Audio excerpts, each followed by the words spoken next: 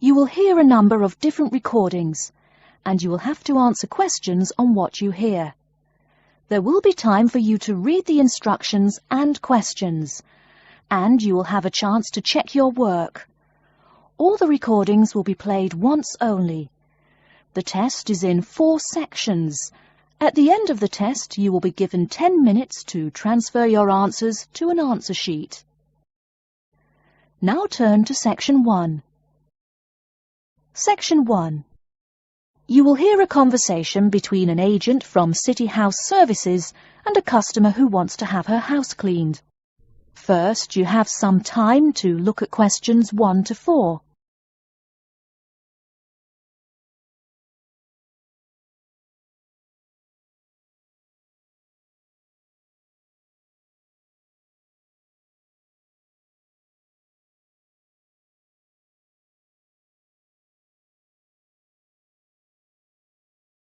You will see that there is an example which has been done for you.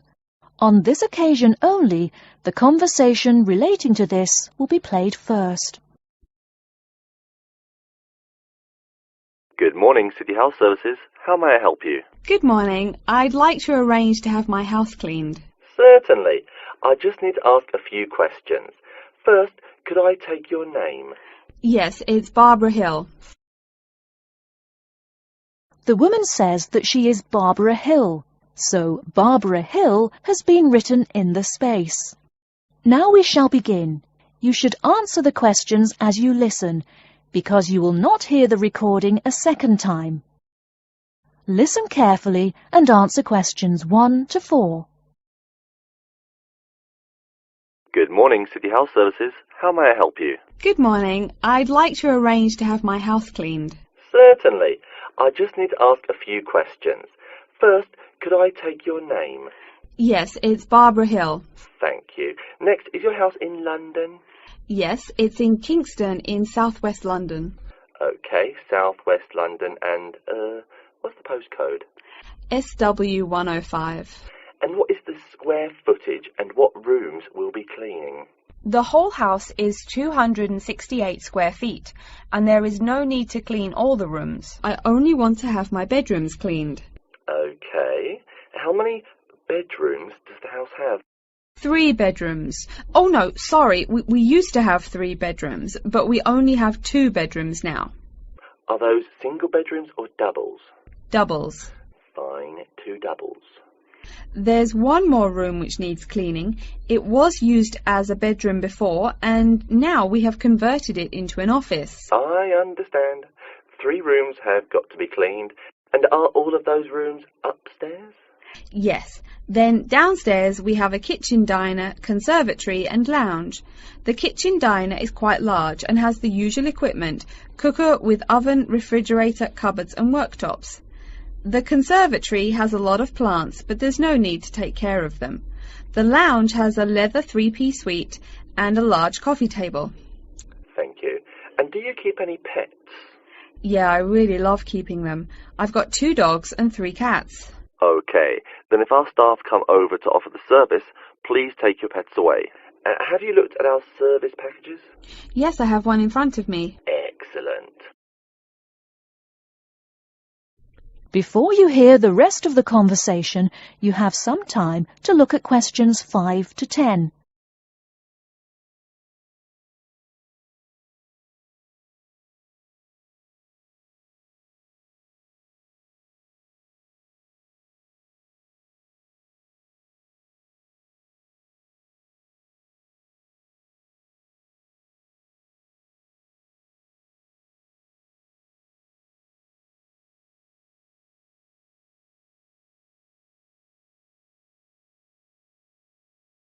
Now listen and answer questions 5 to 10. Any extra services you need? Switching bed linen, work in the garden, clean the glass in the conservatory, that kind of thing? No.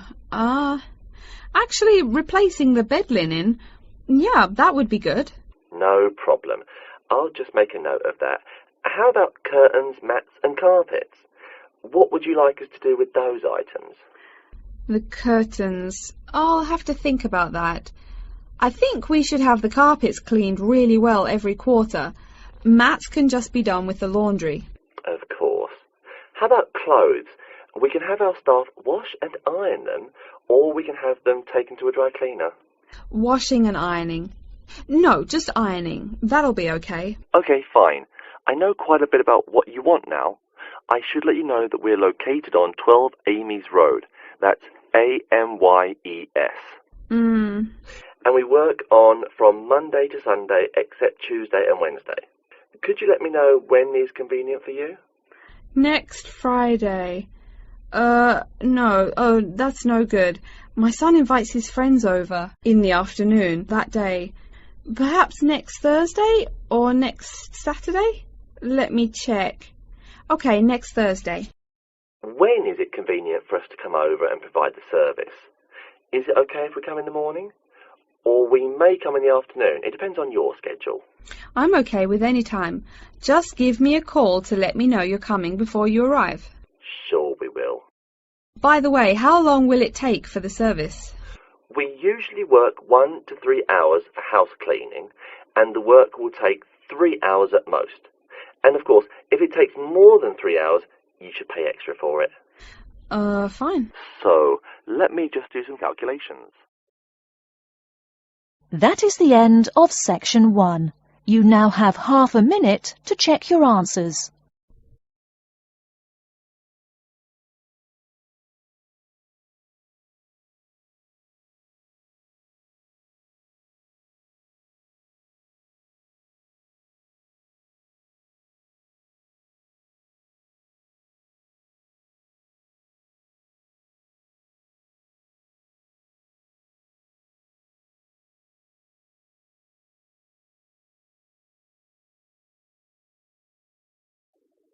Now turn to section 2.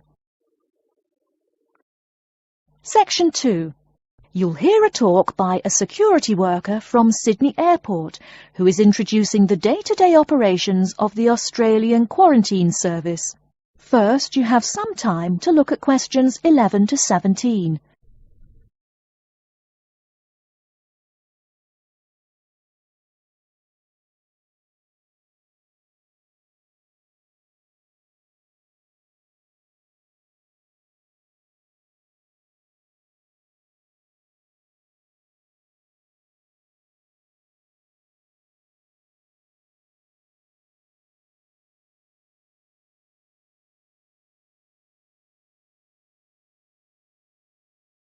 Now, listen carefully and answer questions 11 to 17. Hi everyone and welcome to Sydney Airport. Today I'll be giving you the inside information on the day-to-day operations of the Australian Quarantine Service here. We hope to provide you with a better understanding of why such heavy security regulations are necessary by educating you on how we operate and why we do the things we do. We're not here to try to persuade you to fly through Sydney Airport, though we hope you'll find your experience relatively stress-free and comfortable. First things first, our personnel. Can anyone guess how many people work at Sydney Airport? We have 200 alone working in Terminal 2, so can you guess how many in the whole airport?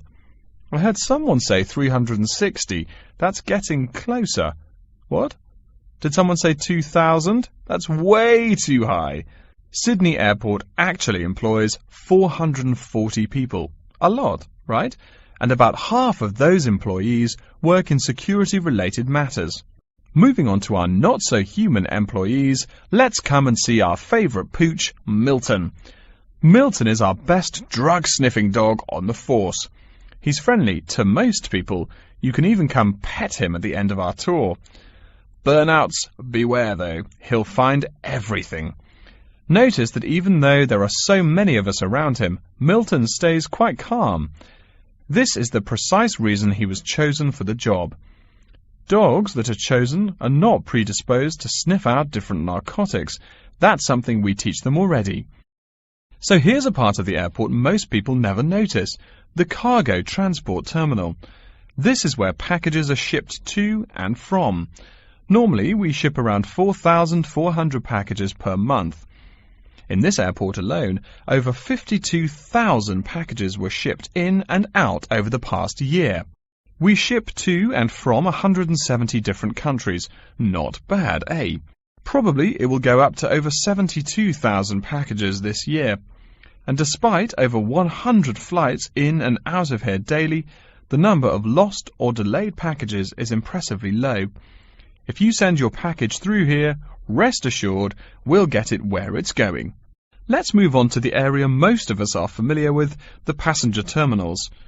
In order to be allowed into this area, you must pass through security with your ticket and, if you're travelling internationally, your passport. If you're travelling domestically, you just need a legal form of ID. If you don't have those, you will not be allowed to pass through security and board your flight. During the security scan, your carry-on items will be checked for dangerous items such as weapons, sharp objects, and liquids that exceed our specified limit. If you attempt to pass any of the prohibited items on this list posted at the entrance, you are still allowed to board the plane, but you'll be given a warning and your item will be confiscated. Don't worry, we will not arrest you for having too much shampoo in your bag or anything like that. We also search your carry-ons and parcels for any perishable items. We prohibit the transportation of local vegetation and prohibit parcels containing any insects in them. You may or may not have learnt about this in biology class, but when some plants are introduced to a new environment, they spread wildly and wipe out the current species around it.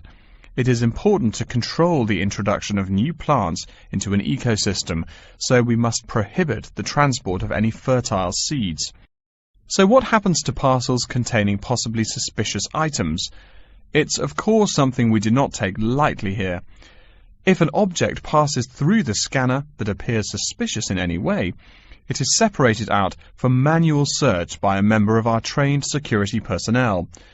If an illegal plant or simple sharp object like a pocket knife is found, it is simply disposed of in our biohazard waste containers, and the package itself is returned to the sender, or passenger if it is for a passenger flight. More serious weapons are reported to higher authorities for investigation. Before you hear the rest of the talk, you have some time to look at questions 18 to 20.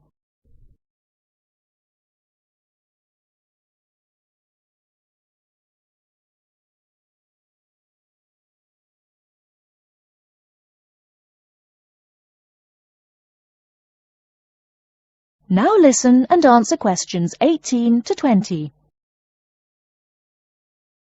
As far as parcel security, the material of the parcel is important. For shipped goods, the most common material used and the most widely accepted is paper. Make sure it is packed sturdy enough with no rips or tears. We've definitely had packages rip open before due to haphazard packing. A more common problem, though, is the package labels. When an item does not make it to the right place, this is the most common reason. The label may not be in the right place or marked clearly enough. If you're receiving any items from abroad that must be declared, please remember our guidelines in order to ensure the timely delivery of your item. Make sure it is packed correctly, and we ask that you notify customs between 2 and 10 days within the item's scheduled arrival date. OK, before we move on, are there any questions? That is the end of section 2. You now have half a minute to check your answers.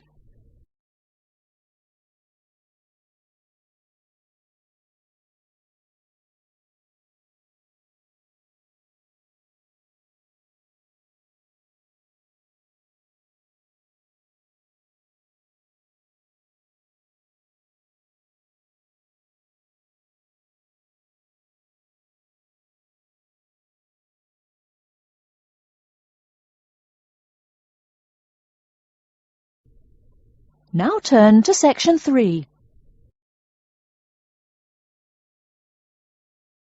Section 3. You will hear a librarian called Adam Smith talking to the students about how to use the facilities in the library.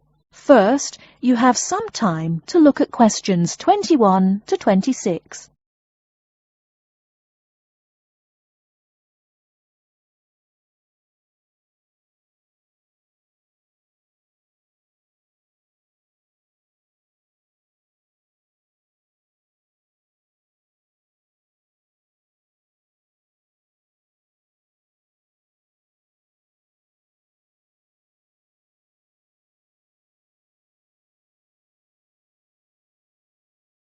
Now listen carefully and answer questions 21 to 26. Welcome. Please come in and gather over here around the tables. My name is Adam Smith, and I'm the librarian here. I'll show you around today and explain how to use these facilities. Hopefully, when I'm done with it, you'll know the ropes. And please feel free to let me know of any questions or concerns that you may have. Now we're at the gate of the library. Upon entering into the door, you'll find that the restrooms are on your left-hand side, and opposite them is a photocopy room. Many of you are wondering about the check-in and check-out process. What you have to do is go to the circulation desk, which is to the east of the photocopy room. The reading room is a really large area in the center of the library, just to the north of the circulation desk. I'm sure you won't miss it. If you're here to do research, this is where you should bring books to look through. However, if you're here to do any group projects or other interactive activities, I advise you to use one of the study rooms, which are just to the east of the reading room. Moving on to the southeast corner, we have the periodicals section, just next to the study rooms. We have a collection of different newspapers and magazines in this section. You can get last week's weather reports, or all the top stories 5 years ago. Our periodicals can be traced back 20 years to the time when our school library was built. Our first question. Yes. Can we check out magazines from the library? I'm sorry, but you cannot take any periodicals out of the library. You're welcome to read them for as long as you want while you're here, but you cannot check them out. I wonder if there is any place where we can get some food in the library. Do we have a store here? Of course. The Food Service Center is just meters away from the study rooms. It's on the northeast corner as you look at the map. The Food Service Center offers different kinds of snacks, though it's not big. Well, moving on along to the west, you will find the Video Resource Center on your right hand. We have educational videos and documentaries, as well as major motion pictures. We ask that you pay attention to the tag on the video that you pick up, as many of our documentaries are for on-site viewing only and may not be taken out of the library. To the west of the Video Resource Center is our satellite TV station. Here we stream the news from Channel 19 for most of the day. How many channels does it have? It does have nearly 200 channels, but we generally will give top priority to channels with some big events, like presidential addresses or other breaking news. During the coverage of the presidential debate, students will take a break from studying and flock to watch it. Last, but perhaps most important, is the inquiry desk. It's just on the left-hand side when you walk into the library, so it's impossible to miss it. If you have any questions about how to use equipment or where to find something, come and ask the assistant. Don't be shy, because that's what they're here for. Before you hear the rest of the talk, you have some time to look at questions 27 to 30.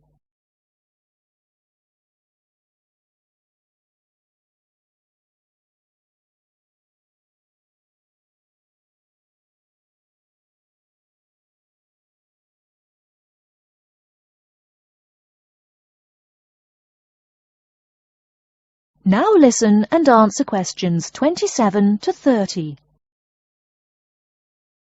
Speaking of questions, one of the questions we get asked is how to actually check out a book once a student has picked one out. If it's a fiction or non-fiction book, look for the pink and yellow checkout card inside the back cover of the book.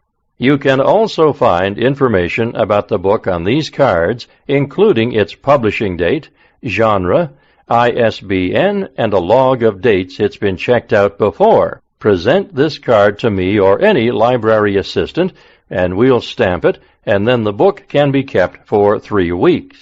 You can find general information on a field of study by using one of our subject guides. We have them on paper here, but any of our computers will allow you to search within fields as well. What if the library doesn't have a resource we're looking for? Great question. I'm going to address that. Our library is a network with a number of other universities in the area.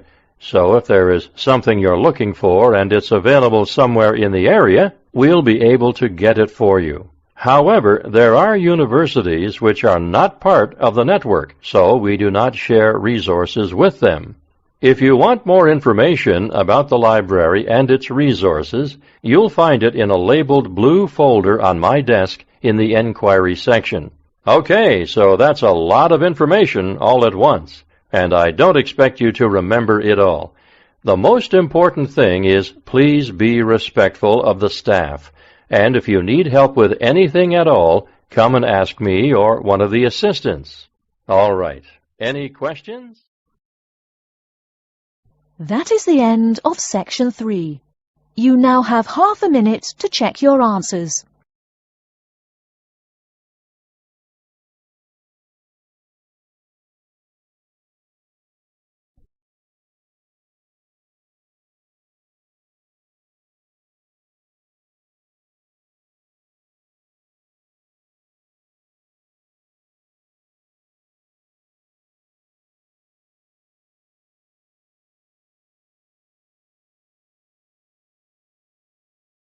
Now turn to Section 4. Section 4. You will hear a lecture about Crocodylus niloticus and its living habits. First, you have some time to look at questions 31 to 40.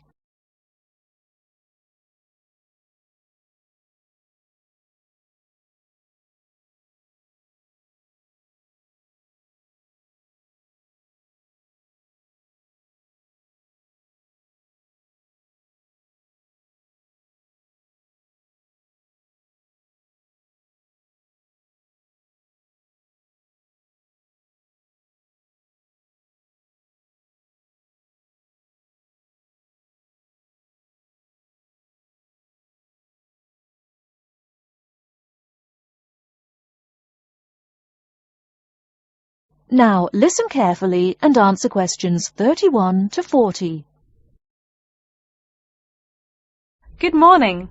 Today we will continue our study of Crocodylus niloticus by talking about its living habits. We've already discussed the evolutionary attributes that set it apart from its crocodile relatives. Does everyone remember that? Yes, it has an extremely narrow snout and 3 or 4 rows of protective scales on its back, as compared to 2 rows on other members of the Crocodylus genus. Let's take a look at how these carnivorous man-eaters live, where they live, and finally, whether they really deserve their vicious reputation. To start, I'd like to address a great question posed to me by a student during yesterday's office hours. We talked about the distribution of crocodiles in Africa and saw that they are highly concentrated in the south and west of the continent. This student noticed that on the map displaying the distribution of crocodiles across Africa, there were no crocodiles in the northern region, and found no mention in the literature of the existence of crocodiles in the north of Africa.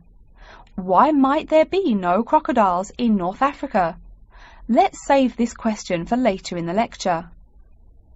To find out more about the social habits of the African crocodile, one researcher named Tara Shine of the University of Ulster in Northern Ireland conducted a survey of the wetlands in Mauritania and received reports of 46 crocodiles living in one group, or float as we say when referring to crocodiles, though the usual number is a little less than half of that. In general, crocodiles are more highly concentrated in wet subtropical environments, near bodies of water and rich vegetation. While South American crocodiles thrive in cool rainforests, the African crocodile is more equipped for heat. Though they can survive at the hot temperatures found in some deserts, they are not equipped to handle dry climates, and thus cannot survive in places like the Sahara Desert of North Africa. As cold-blooded animals, crocodiles' core temperatures fluctuate from their average of 38 degrees Celsius as external conditions change. Thus, they need to avoid extreme temperatures. Others live an underwater life, keeping a body temperature close to that of the water. As their own unique method of regulating their body temperatures, some African crocodiles have made dens by digging holes in the ground to provide themselves with a cool, dark place to retreat from the hot African sun. Speaking of the hot African sun, let's go back to the question asked at the beginning of the lecture. We know that there used to be crocodiles in northern Africa, yet today there are none. What are some possible explanations for this? Some students have suggested that the African crocodile has evolved from a desert creature into a wetland creature, thus causing them to migrate south for more appropriate conditions. Others presume that the crocodile was hunted out of northern Africa by a fiercer predator. While these are intelligent guesses, the real story is a little bit different. The key to this migration is that the Sahara Desert did not always cover the north of Africa. About 8,000 years ago, the land was fertile wetlands, perfect for breeding crocodiles. Over time, though, the area dried out and the wetland slowly turned to desert, leading the African crocodile to migrate south to the marshlands they call home today. Some crocodiles did, however, adapt to living in dry conditions. In Mauritania, some crocodiles have learned to survive in an area where they can go up to 8 months with no water, by spending the driest of times in what's called a torpor, or short period of hibernation. To utilize every bit of rainfall, these desert crocodiles dig underground caves that collect runoff, thus staying cool and hydrated. During the mating period in November and December, males attract females to their viciously protected territory through a number of behaviors that range from snapping their jaws all the way to sending infrasonic pulses through the water. Afterwards, the female digs a hole up to 60 centimeters in depth to store the eggs for an 80-day incubation period. The female protects these eggs during the period, and sometimes even helps crack the eggs with her snout at the end. These teeth-gnashing carnivores are softer than we think. Although these vicious creatures have attacked humans on a few occasions, the residents are not afraid of them. In fact, they show a great deal of reverence towards these wondrous creatures. Some say that crocodiles bring water to their habitat, so if they leave, they will bring the water with them. Obviously, this is not true, but it demonstrates the admiration the inhabiting people have for crocodiles. Generally, crocodiles do not predate on humans. They attack when humans populate the crocodile's habitat, instilling fear and uneasiness in the crocs. Like any other species, crocodiles are known to attack when feeling fear. There's still a lot more to be discovered about the African crocodile. Researchers want to know more about the population size, how many crocodiles inhabit Africa in all, how they form separate floats, etc. There is still also much to learn about migration patterns and relations to other populations of crocodiles now found in other parts of the world. Next time, we'll examine a few specific case studies of crocodile populations in southern Africa. That is the end of section 4. You now have half a minute to check your answers.